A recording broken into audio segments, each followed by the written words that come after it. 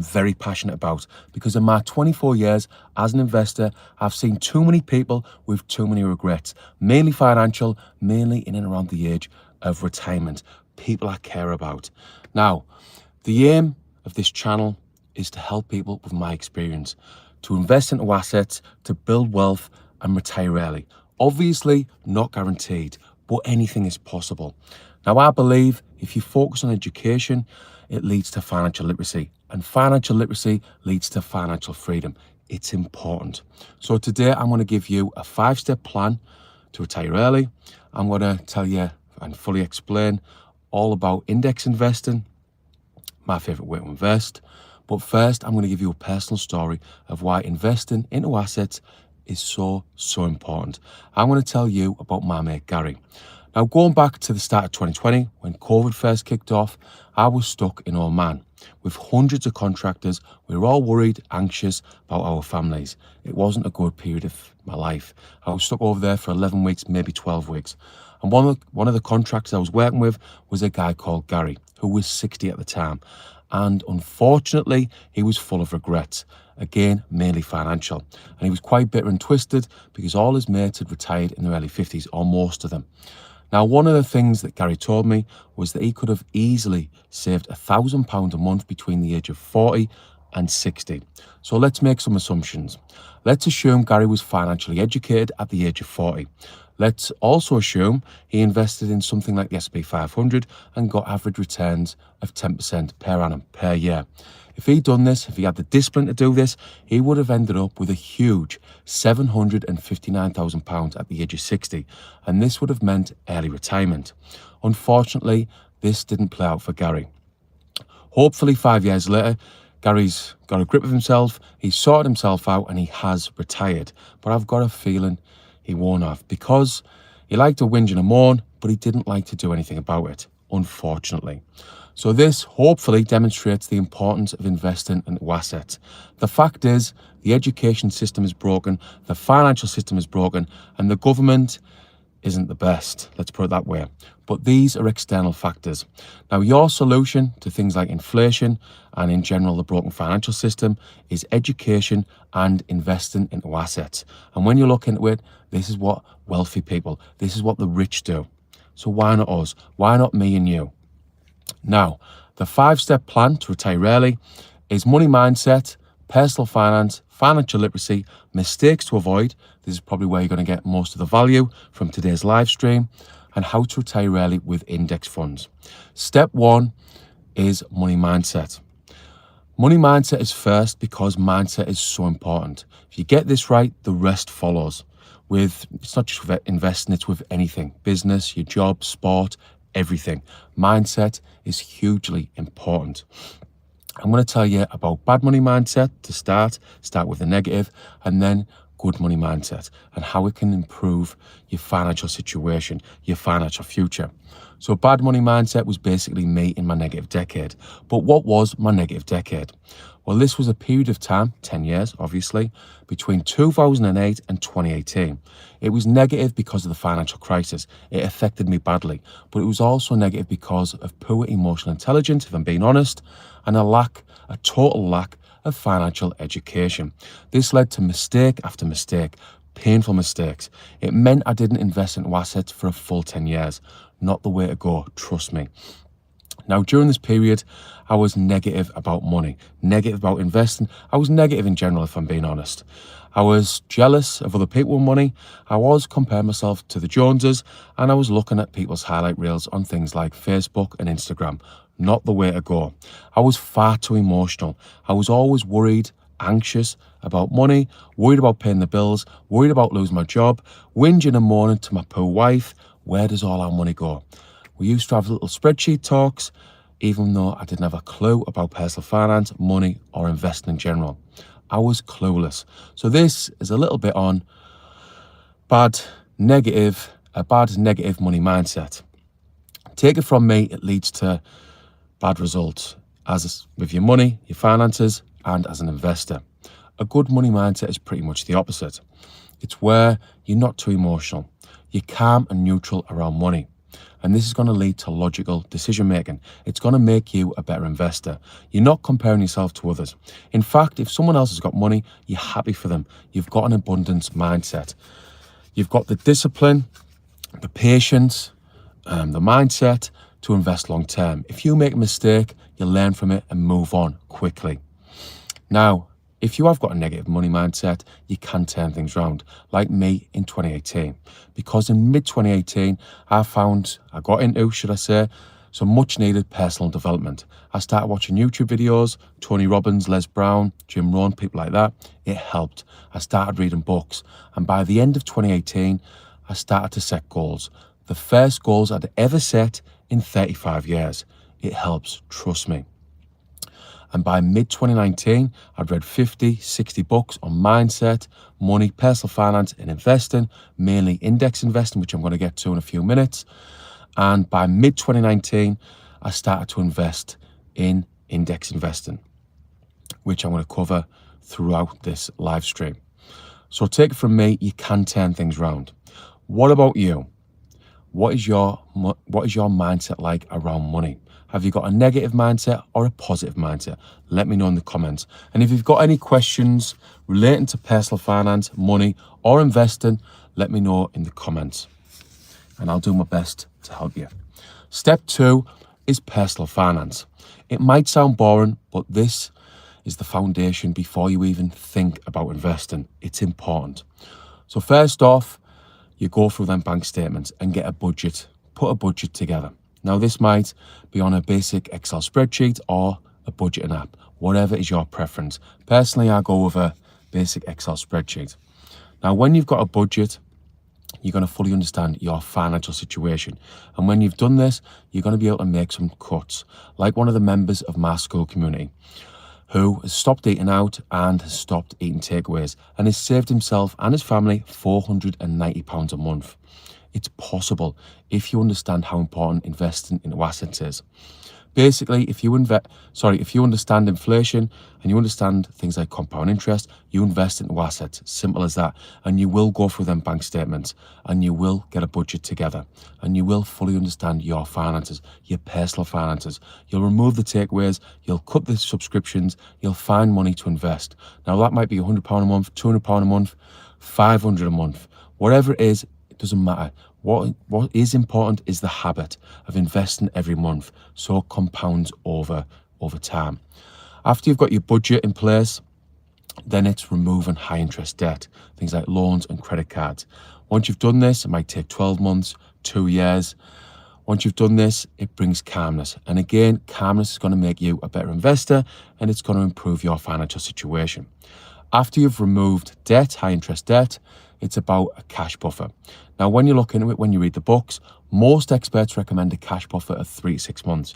And from my own experience, when you've got a cash buffer of 3 months or more living expenses, it really helps you. It brings calmness. You're not looking over your shoulder, worrying about if your car breaks down, worrying about paying the bills. A cash buffer is important for any investor. Now, with all these in place, your budget, you've paid off your debt, you've got your cash buffer, you're almost ready to invest. But first, we're going to cover financial literacy and mistakes to avoid in a few minutes. So this is what good personal finance looks like. This is what you should be doing if you're serious about building wealth and retiring early. Bad personal finance is basically me in my negative decade. Basically, living month to month, spending too much. Now, what makes this worse in my negative decade was that I earned really good money. Because in 2010, I went back to college, got some more engineering qualifications. 2 years later, my income actually doubled. We bought the home we currently live in, and we built up really good savings. We built up £70,000 in premium bonds. But unfortunately, 2 years later, so like 2014, lifestyle creep kicked in. Now, if you don't know what lifestyle creep is, it's where your expenses match your income. So you might get an increase in income. You might go from 40,000 to 50,000. And after a few months or even a year, your expenses soon match your income. So you're back to living month to month. Now, in my 25 years as a contractor, I've seen basically 95%, if not more, contractors living month to month, despite earning fortunes. And I'm talking some over 100 grand, over 150 grand, still living month to month. And this demonstrates that it's not just how much money you earn, it's about how you manage your money. It's important.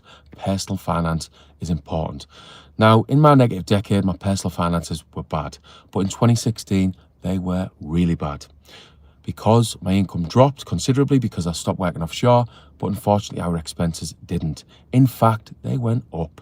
We spent 10 grand on a front room. We went on 3 or 4 holidays abroad, including Lapland, weekends away for fun. We bought the latest SUV. We just spent far too much money. And our £70,000 in premium bonds went down to 30,000 in about 10 months. Bad personal finances, not the way to go. Please learn from this mistake. What about you? What are your personal finances like? Let me know in the comments. Now, don't be shy about getting in the comments, because something you might say, a comment that you make, might help someone else. And that's what this live stream's all about, helping other people with my experience. And hopefully, if you are an investor or you're good with money, hopefully you can help other people with your experience. Step 3 is financial literacy. Now, this sounds almost as boring as personal finance, but again, it's massively important. And this is what we should have been taught at school. We should have been taught about economics, macroeconomics, about the business cycle, about inflation, the harmful effects of inflation, about compound interest, how it can affect you negatively and positively. We should have been taught all about interest rates. And if you understand interest rates, it's going to help you with mortgage payments, car payments, loans, credit cards. It's going to really help you. The more you understand money, the better your financial situation will be, from my experience. We should have been taught how to invest with things like stocks, ETFs, index investing, which we're going to get to in a minute, bonds, property, commodities like gold and silver. But unfortunately, we weren't. Now, in my negative decade, as you can probably tell, my financial literacy skills were zero, demonstrated in 2014. Now, at this moment in time, as I've said, I had £70,000 in premium bonds, and I also had a 10 grand tax bill. Instead of paying my tax bill with my premium bonds, I went out and got myself a loan. So on one hand, I'm getting less than 1% interest with my premium bonds. On the other hand, I'm paying almost 8% with that loan. This shows I was clueless. Not only that, I'd done this 2 years in a row. So I ended up with a 20 grand loan because I didn't fully understand interest rates. Now, as I've said, we should have been taught all about financial literacy at school. If I was taught about money and investing, economics in general, after leaving school, I know I would have invested from the age of 18 to now, so a full 24 years. I know this for a fact because I started investing as an 18-year-old. I invested in a stocks and shares ISA without having any idea what I was doing for 6 months. But unfortunately, after 6 months, I spent all my savings on a lad's holiday. The lad's holiday was brilliant, but it was a huge mistake, because if I'd have kept investing for 24 years, I would have ended up with about £590,000 in my early 40s. So that would have meant financial freedom, because I'd have bought a few rental properties and a few other investments. That would have meant financial freedom. Financial literacy is hugely important. What about you? Were you taught about money, anything related to money at school? Or were you like me, taught nothing? But the thing is, we can whinge about the school system, the broken financial system, or we can get on with it and do something about it, like focusing on education and investing into assets.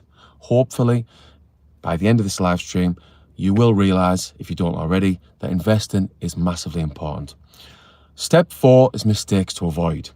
Now, as you can probably tell, mistakes are where I come into my own, because in my 24 years as an investor, over 2 decades, I've made far too many mistakes, painful mistakes, like having £70,000 in premium bonds for 4 years, earning less than 1% interest, like the fact that I didn't invest into any assets in my 10-year period where I was a bit negative. I had a negative money mindset. Like the fact that I was chasing quick, easy money instead of investing into assets. If I'd have had any idea about investing, I would have been financially free now in my early 40s. Now I'm going to tell you about 3 of my biggest mistakes as an investor. One in property, one in the stock market, and one in crypto. So the first huge mistake in property was going back to 2006. This was when I was leaving the Royal Air Force, and I was leaving and I didn't have a job. Unfortunately, I wasn't going into a job. But I still bought a property because of FOMO. I bought the house off plan because two of my best mates were buying and they were bragging about making a quick 20,000. So I wanted a piece of the action. So I steamed in without doing any research. I bought the property for 130,000 and for a long period it didn't get valued above 120 grand. So my little plan backfired. Me and my future wife had to move in, and then 5 years later we moved, so it became a rental property. Now, years and years later, it's become a really good asset. But that's only because I've invested long term. So long-term investing can turn a bad investment into a good investment. But it's not the point. Please learn from this mistake. If you want to invest in a property, fully research what you're investing into. Now, huge mistake number 2 was in the stock market, going back to 2010. This was when I first started working offshore in the oil and gas industry. So when I was first getting to know the lads, they were all talking about individual stocks. One in particular was Rockhopper. And now a few of the lads had made fortunes, like over 100 grand, and one had even made over 200 grand. So again, FOMO kicked in, and again, I steamed in without doing any research. I bought JJB and a few oil exploration companies. Long story short, 10 months later, I lost our life savings. I lost £8,000 because I was clueless, because of greed and stupidity. And now, £8,000 might not sound a lot to you, but it was everything to us at the time, especially because my future wife was due to give birth to our second daughter and we were due to move into our second home. This caused me loads of shit, loads of stress, loads of argument, and I wouldn't recommend it. If you want to invest in a risky asset like individual stocks, fully research it. Make sure you understand how to pick individual stocks. You can do it, you can make money, but you've got to understand what you're doing. If you don't, you're just gambling, like me in 2010 and 2011, like many contractors I've met over the years, who listen to the lads at work, listen to the hairdresser or the taxi driver, and steam in, shotting a lot of money into something they have no idea about. Huge mistake number 3 was in crypto. Going back to 2021, I bought 10 well-researched cryptos, including Solana and Ethereum. I actually bought Solana at $3, and it eventually, 10 or 11 months later, went up to $260, so nice 90x. I did make good money in crypto in 2021. But unfortunately, I made a huge mistake in March and April, because me and 10 other lads at work got into a shitcoin called SafeMoon in March. I put £2,000 in. 6 weeks later, my SafeMoon went up to £66,000. Now, on one particular day in mid-April 2021, me and the 10 lads at work were all sat watching the SafeMoon chart. We weren't working, we were looking at the chart. We were full of emotions. We were FOMO, greed, joy, happiness. We thought we were going to retire by the end of the week. Now, I got up to £68,000, as I said. One of the lads, 110 grand, another 230 grand. One of the lads put £11,000 in, and his SafeMoon went up to £680,000. Unfortunately, we didn't cash out on that particular day. We didn't cash out a few weeks later. We still haven't cashed out 4 years later. And our SafeMoon is pretty much worthless. Please learn from this huge mistake. If you invest into crypto, make sure you fully understand what you invest into, first off. You've got to be financially literate to invest into crypto, because it is high risk, it's volatile, it's not for everyone, and you've got to take profits along the way. This has been my biggest lesson over the last 8 years as a crypto investor. Hugely important, and this is what I bang on about all the time in my school communities. By the way, if you want to join my school community, the link can be found in the description on my YouTube channel. If you want help and support, one-to-one support with your investing. So these are some mistakes to avoid. What about you? What's been your biggest mistake as an investor? And again, don't be shy. Get in the comments. Tell me your biggest mistake, because you might be embarrassed, but who gives a fuck? I've told you some of my big mistakes, and it is embarrassing, but you've got to get to a point where you realise no one really cares. And if you can help people with your mistakes, it might make a huge difference to someone else and their investing and their financial future. Step 5 is how to retire early with index funds. Index investing is by far my favourite way to invest. It's set and forget, it's stress-free, you're diversified, the costs are low. But what are index funds? Well, if you invest into an index fund, you get a small slice of several companies, and you're talking hundreds or even thousands within one fund, like the S&P 500, for example. If you invest into a fund that tracks the S&P 500, you're getting exposure to 500 of the top companies in the US. If you want to invest in the UK, that would be in the FTSE 100, where you're getting exposure to 100 of the top companies in the UK. Personally, since 2019, I've been investing into the Life Strategy 100, the Vanguard Life Strategy 100 fund for me and my two daughters. This has 7,000 companies in it, so it's really well diversified. Now, as an investor, I like diversification. I invest into individual stocks, index funds, property, crypto, and within each asset class, I like diversification. So as you can tell, I like diversification basically. So that's a bit on what index funds actually are, but how to buy them. Well, you need to sign up to a platform like AJ Bell, like Trading 212, Hargreaves and Lansdowne, or Vanguard. These are some of the platforms that I've got experience with. You sign up, and then you could invest into a general account, I think it's called, a stock, which I don't invest into, as you can probably tell, a stocks and shares ISA, or a SIP, self-invested personal pension. Now, stocks and shares ISA and a SIP, there's benefits to both. They're basically both tax-free shelters. So any gains you make are going to be tax-free. But there's differences to both. I prefer the stocks and shares ISA because it's more flexible. You can access your money at any time. With a SIP, you probably get more tax benefits, but you can't access your money until your late 50s. This is why I like or prefer a stocks and shares ISA. So that's a bit on how to buy, what to buy. So you can invest into a global index fund, the S&P 500. There's loads of funds to choose from. But if you want more index funds to choose from, have a look on this channel. Basically, I've got loads of videos on here all about index funds, what to buy and why. And I've also got a recent playlist where I'm talking about how to retire early with index funds. Basically 5-10-minute videos talking about what I'm talking about today, giving you more options, more index funds to consider. Then it's how much you can invest each month. Now, it might be £100 a month. Going back to that budget, it might be 100, 200, 500. Whatever it is, you invest every single month. And if you can do this for long periods, like 15, 20 years, even longer, this is how you build wealth and retire early. Let me finish with a little example. Let me finish the 5-step plan with a little example.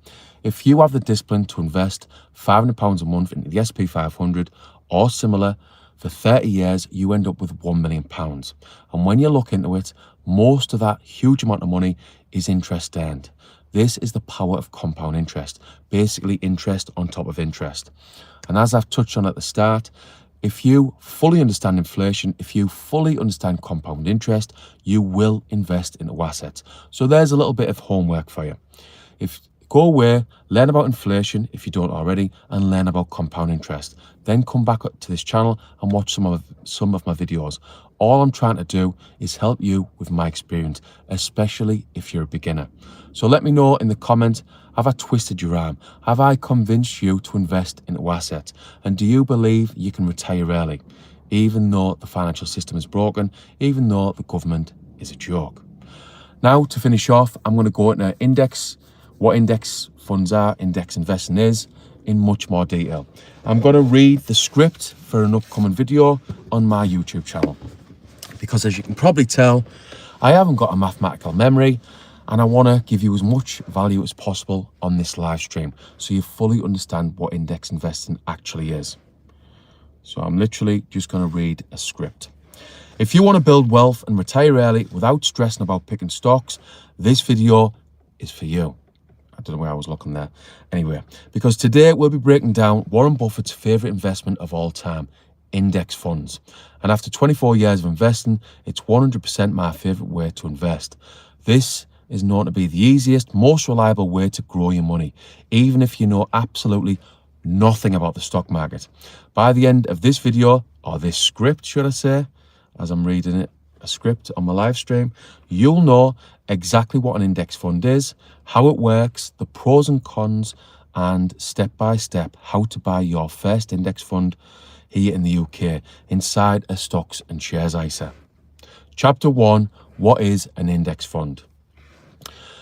Now, I'm going to rattle through this transcript, my latest video, which is coming out next week. But again, if you've got any questions about personal finance, about investing, get in the comments. Don't be shy. Ask any questions you've got. And if I can help you out with my experience, I will. Chapter 1, what is an index fund? Let's start with the basics. When you buy a single stock like Tesco or AstraZeneca, you're buying one company. If that company does well, your investment grows. If it crashes, your money goes with it. But when you buy an index fund, you're buying a basket of many companies all at once. For example, a FTSE 100 index fund holds the 100 biggest companies on the London Stock Exchange. Names like BP, Shell, HSBC and Unilever, if I can pronounce that right. So instead of betting on one company, you're investing in the entire UK economy. And there are global index funds as well, where you're probably better off investing at this moment in time, like the S&P 500, which tracks the 500 largest companies in the US, or an all-world fund that includes thousands of companies worldwide. Each index fund has a ticker symbol like VUSA for Vanguard S&P 500 ETF, or FTSE for the FTSE 100 fund. When you invest, you're basically saying, I want to own a tiny piece of hundreds or even thousands of companies that drive the world economy. Simple, powerful, and completely passive. If you are serious about investing, hit the subscribe button so we can build wealth together. So there. If you want to retire early, if you want to build wealth, hit the subscribe button. Watch some of my videos on this channel, and hopefully I can help you with my experience. Chapter 2, how index funds work. Index funds don't try to beat the market, they just match it. So if the FTSE 100 goes up 5%, your fund goes up around 5%. If it drops 5%, your fund drops as well. Over the long term, the global stock market has returned about 8 to 10% per year on average, and this is based on well over 100 years of historical data. That means if you invest £1,000, it could grow to 2,000 in roughly 7 years without you lifting a finger. If you invest £500 per month for 30 years, you're talking over £1 million, which is an example I've already used, and most of that comes from compound interest. Despite what some people think, this isn't gambling. It's owning small slices of real, profitable companies that pay dividends, grow revenue, and drive the world economy. And as the saying goes, it's not about timing the market, it's about time in the market. As always, nothing in this video should be taken as financial advice. The full disclaimer can be found in the description. I'm not a financial advisor. I'm not an expert, as you can probably tell.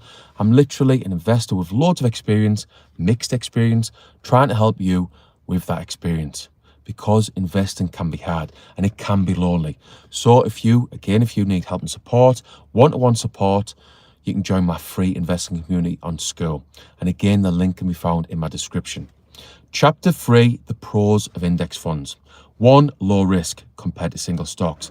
Because your money's spread across hundreds of companies or thousands, one bad company can't wipe you out. 2, long-term growth. The stock market has always gone up over time. Despite wars, recessions, pandemics, if you stay invested, history shows your wealth compounds. 3, truly passive. You don't have to research companies, read balance sheets or check charts. Just buy, hold and let the world's biggest businesses work for you. 4, low fees. This is a big one with index investing. Index funds are really cheap. Some cost as little as 0.07% a year. I always struggle with that. Whenever I'm fucking reading a transcript, fluffing it basically. So some cost as low as 0.07% a year. That's 70% per £1,000 invested.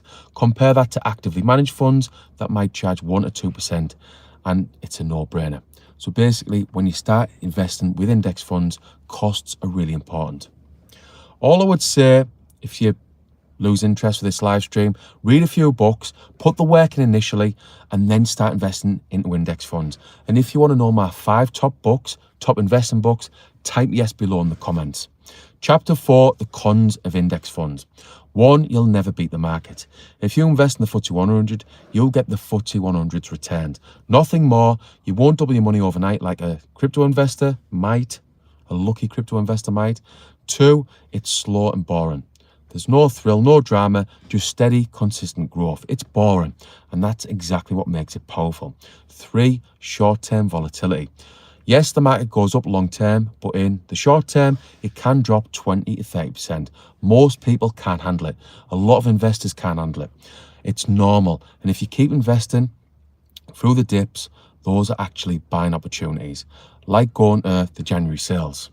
Most people love going to January sales, but when investments go down, they panic and sell.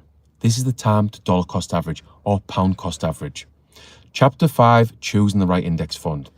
Now, how do you actually pick one? Here are the 4 things to check before you buy. 1, the index it tracks. Decide what you want exposure to. So if you want UK companies, the FTSE 100 or FTSE All Share. US companies, the S&P 500, global diversification. FTSE Global All Cap or Vanguard Life Strategy. 2, the ongoing fee, OCF. Keep it below 0.2%. if possible. The less you pay in fees, the more you keep in returns, and this adds up massively long term. 3, platform or broker. In the UK, you can invest through platforms like Vanguard, really good for beginners, Free Trade, Trading 212, AJ Bell or Hargreaves and Lansdown. These are like your investment account providers. 4, use a tax-free wrapper. If you're investing in the UK, always use a stocks and shares ISA. That way you'll never pay capital gains tax or income tax on your profits, as I said earlier. You can invest up to £20,000 per year, completely tax-free. And if you're investing for retirement, use a SIP, self-invested personal pension. You'll get tax relief on your contributions. More tax relief than a stocks and shares ISA, but as I said earlier, I prefer a stocks and shares ISA because of the flexibility, should I say, because of the flexibility, because you can access your money at any time. Chapter 6, how to buy an index fund step by step. Now, we haven't mentioned this, but you might, if you're watching this after the live stream, you might want to pause the video and take some notes so you actually learn what you're watching. Don't just hump and dump like I did at school and university. It won't help you. So how to buy an index fund step by step. 1, go to Vanguard and or your chosen platform. 2, open a stocks and shares ISA. 3, choose your fund. For example, Vanguard FTSE Global All Cap Index Fund. 4, decide how much you want to invest. Let's say £100 to start. 5, select reinvest dividends. This means all your profits automatically buy you more shares, speeding up growth. 6, click confirm. That's it, simple as that. You've just bought your first index fund. And the best part, you can set up an automatic investment each month. £100, 200, 500, whatever it is that fits your budget. And let compound interest do all the heavy lifting. Again, if you've just joined the live stream, learn all about inflation, learn all about compound interest, and I'm very confident you will invest into assets. And if you've got the discipline to do this long term, you will retire early. It's possible. Chapter 7, when should you sell? Ideally, you don't. The magic of index investing is long-term compounding. Every time you sell, you interrupt the process. Instead, think in decades, not months. Most people can't do this and will continue to chase quick, easy money, like me in my negative decade. And I've actually said that here, like me before 2018, before I decided I needed financial education to help me build wealth and hit my financial goals. If you stay invested for 10, 20, or even 30 years, your money grows exponentially. As the saying goes, the stock market is a device for transferring money from the impatient to the patient. And this little quote comes from Warren Buffett, probably the best investor of all time. Chapter 8, real example. The power of staying invested. Let's say you invest £250 a month into a global index fund that averages 10% returns per year. After 10 years, you get £51,000. 20 years, it's a big jump to £189,000. 30 years, you end up with a huge £565,000. All from simply setting up a direct debit and doing pretty much nothing. That's the power of boring, consistent investing, index investing.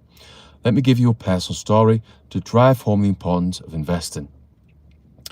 Now, I just basically in the script here, I talk about me investing £500 a month, or what I should have done from the age of 18 to 42, so 24 years.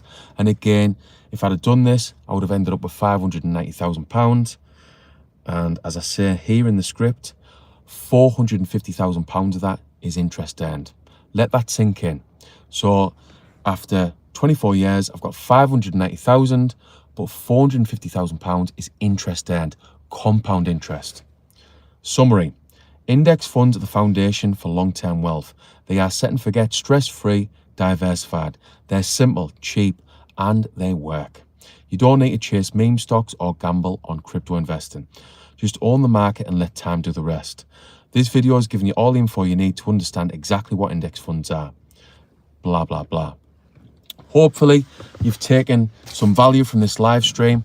Hopefully, you do invest into assets. And if you want more information on the 5-step plan to retire early, again, have a look at my latest playlist. Basically, 5 10-minute videos to help you retire early. All I would say is to take some notes so you learn what I'm actually saying, so you don't hump and dump. Anyway, that'll do for now. I don't actually know how to check the comments on a live stream. So if you're not watching live stream and you comment, I'll do my best to answer your questions. Let me have a little look, see if I can answer any questions.